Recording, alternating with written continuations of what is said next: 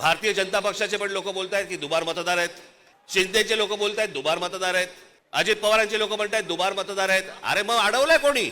मग हा निवडणूक घेण्याची घाई का करतात?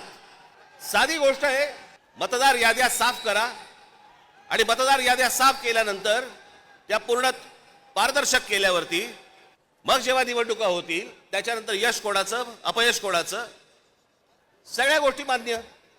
पण सगळं लपून लपून लपून छपून जे चालू आहे ते कशासाठी? पण मी आज 2-3च गोष्टी तुम्हाला आज दाखवण्यासाठी इथे आणलेले आहेत. खरं तर हे 4,500 मतदार आहेत.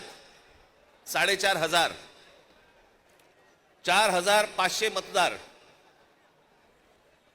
हे कल्याण ग्रामीण, डोंबिवली, मुरबाड आणि भिवंडी मधले मतदार आहेत. या इकडच्या मतदारांनी इथल्या मुंबईच्या मलबार हिल मतदारसंघामध्ये देखील मतदान केलेलं आहे. 4,500 मतदार हे या ठिकाणी राहणारे यांनी मलबार हिल मतदारसंघामध्ये मतदान केलेलं आहे. त्यातल्या अगदी नावाला म्हणून मी तुमच्यासाठी हे एवढे मतदार आहेत, हे एवढ्या लोकांनी हे तिथे राहत आहेत, तिथेही मतदान केलं आणि मलबार हिल मध्ये देखील मतदान केलं.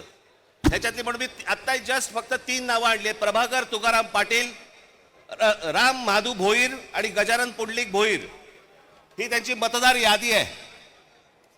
या मतदार यादीमध्ये त्यांनी त्या मतदारसंघांमध्ये देखील मतदान केलेलं आहे आणि मलबार हिल मतदारसंघामध्ये देखील मतदान केलेलं आहे. असे लाखो लोक आहेत महाराष्ट्रभर की जे या मतदानासाठी म्हणून वापरले गेले.